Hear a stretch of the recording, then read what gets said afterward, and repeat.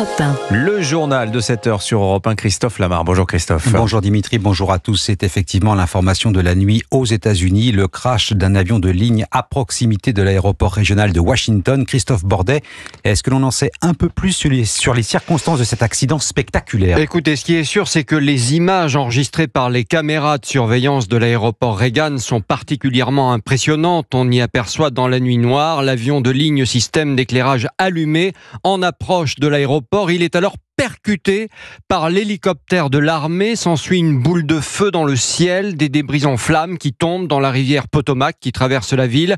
Sur place depuis maintenant plus de 3 heures, des dizaines de camions de pompiers et d'ambulances. Les recherches avec les plongeurs sont difficiles dans une eau particulièrement glacée. Au total, l'avion qui avait décollé du Kansas transportait 64 passagers et membres d'équipage. 3 militaires se trouvaient dans l'hélicoptère qui effectuait un vol d'entraînement selon le porte-parole de l'armée américaine. Le FBI exclut dans l'immédiat la piste criminelle. Les derniers éléments en direct, Christophe Bordet, catastrophe qui aurait dû être évitée, dit le président Donald Trump. Pour l'ancien pilote de ligne Gérard Felzer, ce crash pose en effet un certain nombre de questions. En général, entre avions de ligne, on a un équipement qui s'appelle le TCAS, Traffic Alert.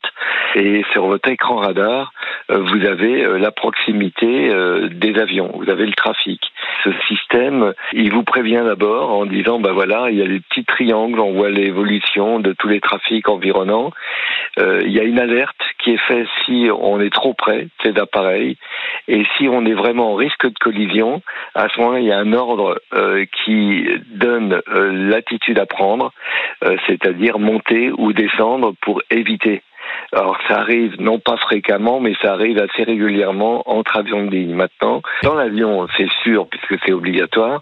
Dans l'hélicoptère, la question va se poser, est-ce qu'il était équipé d'une part et qu'est-ce qu'il faisait là d'autre part ? Sachant qu'il se mettait sur une ligne d'approche quand même. L'ancien pilote de ligne Gérard Felzer, interrogé par Christophe Bordet. Vous écoutez Europe 1 matin, il est 7h03. Ils sont en première ligne pour témoigner de la montée des incivilités et de la violence du quotidien. C'est une information Europe 1.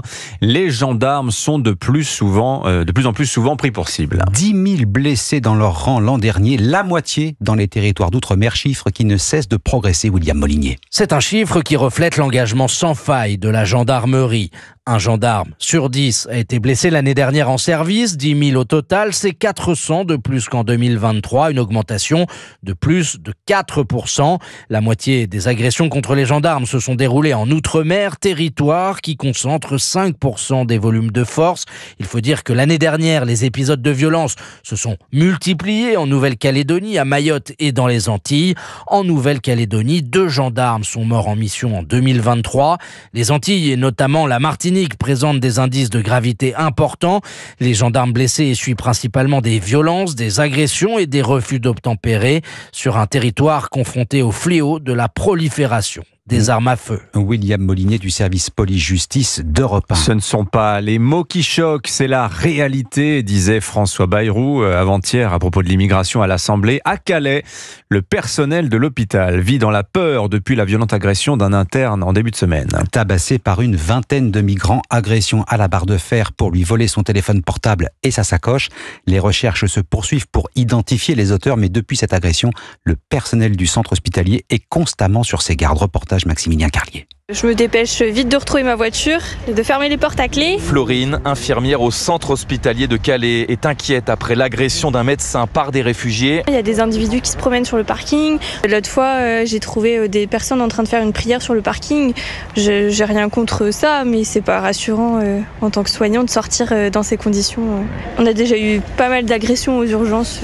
Il y a des collègues qui parlent de prendre des bombes lacrymogènes pour se défendre. Car on voit des groupes de migrants autour des ronds-points, ajoute-t-elle. Juste à côté, Nathalie est très perturbée suite au passage à tabac d'un de ses collègues. Quand on apprend ça, ça fait vraiment flipper en sortant du boulot. Donc j'espère que ça va plus se reproduire. C'est sûr que ça fait réfléchir. On va pouvoir regarder en sortant, voir si on voit personne autour de nous. Dans un communiqué, le centre hospitalier condamne fermement cette agression et apporte son soutien à l'interne en médecine qui a porté plainte. Calais, Maximilien Carlier, Europe 1. L'immigration en Allemagne, la droite et l'extrême droite brisent un tabou et adoptent ensemble un texte qui durcit la politique migratoire. Motion parlementaire symbolique dans un contexte politique particulier à quelques semaines des élections législatives. Ce sera le thème de l'édito international de Vincent Hervouette tout à l'heure à 7h40. Nous sommes aussi retour en France à quelques heures de la commission mixte paritaire sur le budget. Elle démarre à 9h30. Les socialistes font monter les enchères pour garantir au gouvernement qu'il ne sera pas censuré. Et Matignon tentait de lâcher encore un peu plus de lest pour les amadoués. Selon les Échos, il pourrait proposer une hausse du SMIC, Alexis de la Fontaine. Oui, augmenter le SMIC de 1% à partir de juin prochain, c'est l'appât que François Bayrou pourrait utiliser pour ramener les socialistes à la table des négociations après 2 jours sans aucune réunion.